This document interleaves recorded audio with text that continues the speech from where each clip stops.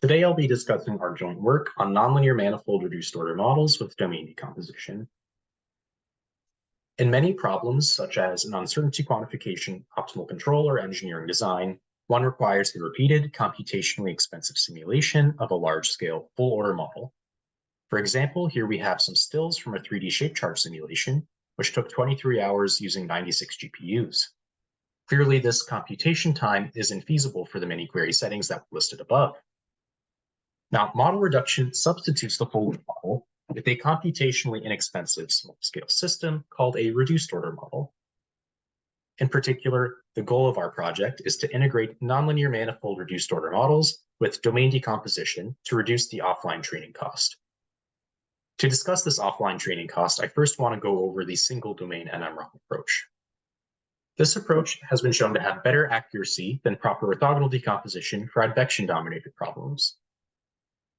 For this approach, we'll assume that our full order model has this form, where we solve a residual equation given some parameter mu for the state variable x.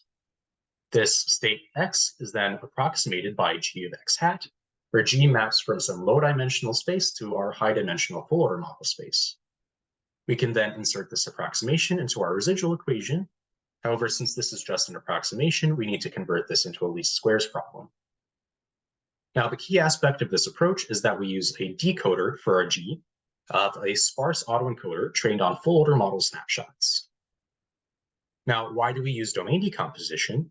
In the full domain of setting, we solve our residual equation for our state x, and this is how we generate our snapshot data for autoencoder training. However, these snapshots are very high dimensional. In particular, the number of autoencoder parameters scales with the full order model size, which is an issue as we want to apply this to larger and larger scale problems. Now, with domain decomposition, we can rewrite our full order model like so. The benefit of this approach is that it reduces the dimensionality of our full order model snapshots on each subdomain. Correspondingly, a smaller full order model dimension per subdomain corresponds to fewer autoencoder parameters that require training per subdomain.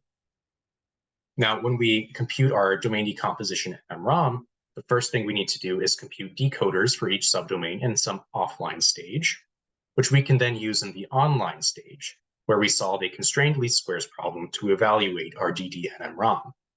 Now, the DD-NM-ROM takes this form, where this BI matrix is a hyperreduction row sampling matrix, which makes our ROM execution cost independent of the full order model size. As in the single domain case, we use a sparse autoencoder to make our G's evaluation for hyperreduction independent of the full order model size. The matrix C in our constraints is a Gaussian test matrix to avoid over-constraining the problem. And to solve our constrained least squares problem, we use an inexact Lagrange-Gauss-Newton SQP solver. Now, we next want to apply this to a benchmark problem using the 2D steady-state Burker's equation, which takes this form. We apply a finite difference discretization on a 2x2 subdomain configuration, resulting in a full order model with just over 25,000 degrees of freedom aggregated across all subdomains. Now, we also have these parameters A and lambda, which appear in the boundary conditions, where A and lambda take these interpretations. And to visualize the effect of A and lambda on our snapshots, here I have a couple of snapshots corresponding to different values of A and lambda. Now, we want to apply this to a specific test case where we predict where A and lambda have these values.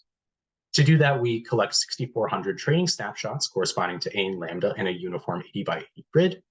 And the parameters that we use for training our autoencoders are seen here. Now, we compare our NM-ROM approach to proper orthogonal decomposition for a number of different degrees of freedom.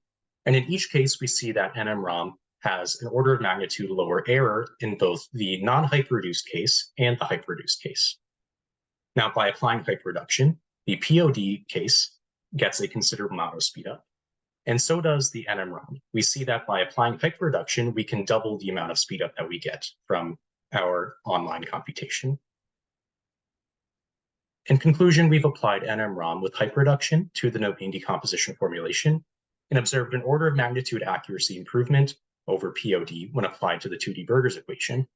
We've also obtained over 20 times speedup by applying hyperreduction. In future work, we'll apply this approach to a time-dependent problem, incorporate physics-informed loss into autoencoder training, and developed a parameter space sampling procedure to reduce the number of offline full model simulations. Thank you.